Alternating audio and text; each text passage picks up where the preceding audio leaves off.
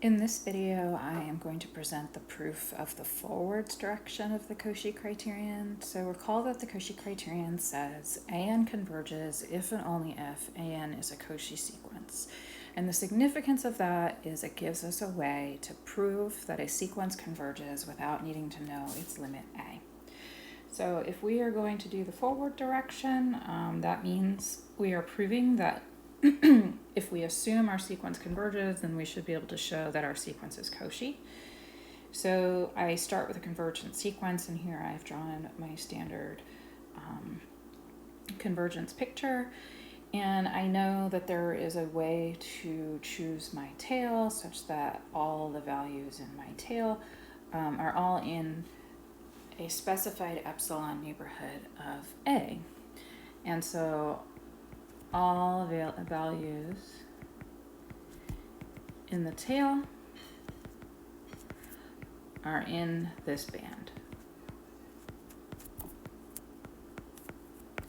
And remember what I'm trying to do. I am trying to show that there's a way to chop my tail such that all of my values in that tail are all close to each other. So let's remind ourselves what Cauchy means. So the definition of AN being Cauchy is that for every epsilon, there exists an N, such that for all N and M, so I'm saying pick any two values in your tail, those values are less than epsilon apart from one another. But remember we said the way we knew that all those values had to be close to one another had to do with the fact that they were all in the band, and the band had a specified width. So this width, now normally if I was working with an epsilon band, this width would be 2 epsilon because I'd be moving up epsilon and down. But instead, we're going to choose our epsilon band to be epsilon over 2. And in doing so, that creates a band that is epsilon wide. So the epsilon over 2 band has width epsilon. Therefore, if I look at two terms AN and AM in this epsilon over 2 band, their distance between one another will have to be less than epsilon. So I can pick any value, any two values. They don't have to be adjacent to one another. I can specify any subscripts I want. Just the fact that they live in the epsilon over 2 band guarantees that they are epsilon apart. So I'm going to demonstrate the details of how we're going to do this rigorously, but to be careful, notice here we are trying to prove that AN minus AM is less than epsilon. So our goal, the way we usually look at convergence is we say, well, what do we want to be less than epsilon? So we want AN minus AM to be less than epsilon. And what we know is that if I have A sub something, here I'm going to pick, well, I'll just say AN. If I have A sub N minus A, that can be less than whatever we want. And we are guessing, just based on our picture, that what we want this to be is epsilon over 2. Now, notice there's nothing special about N here other than the fact that it's greater than or equal to capital N. So that means that I can also say that AM minus A has to be less than epsilon over 2 when M is greater than or equal to capital N. I can pick any subscript in the tail and I get this constraint. So if I want to take a look at how AN minus AM depends on AN minus A and AM minus A, notice I need to introduce the value A somewhere in this expression, AN minus M. If you don't see a value there, you can force it to be there by adding and subtracting it.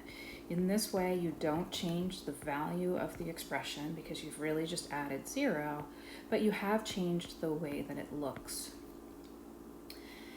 Then you can use the triangle inequality to split this apart.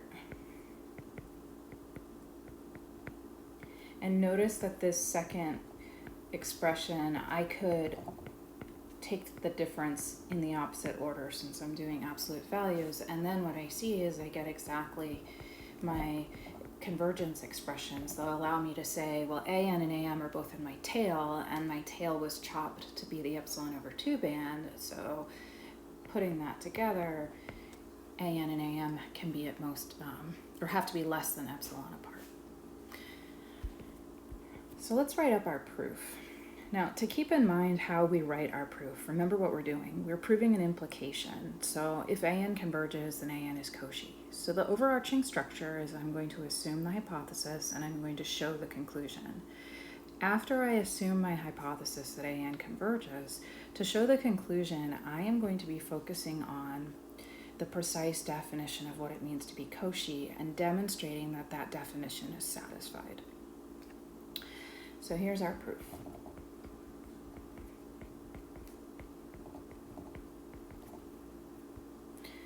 So we get to assume AN converges. So I'm going to assume AN converges to A for some A in R.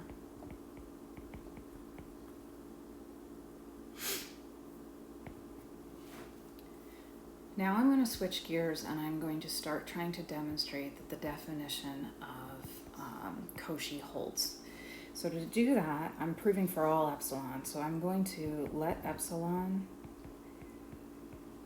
be greater than 0. And now I'm at the place where I need to decide how to choose my capital N. And we said we got capital N from using the convergence band of AN that had width epsilon over 2.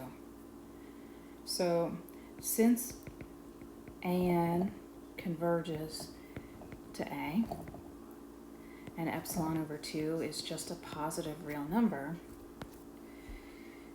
there has to exist a capital N in the natural numbers such that for all little n greater than or equal to capital N, AN minus A is less than epsilon over 2. So here little n is a placeholder for any value in the tail. So now what I can do is, so for this n, consider n and m greater than or equal to n. AN minus AM is the same thing as AN minus A plus A minus AM. We split it up with the triangle inequality. We rearrange using just properties of absolute values to take this second term and make it look more like our convergence term. And then that's less than epsilon over 2 plus epsilon over 2, which is just epsilon.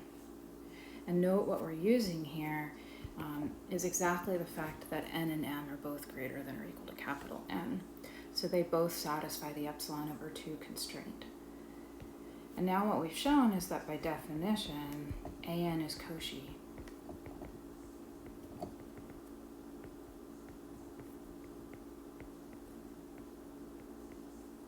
I don't know what's going on with my Apple Pencil.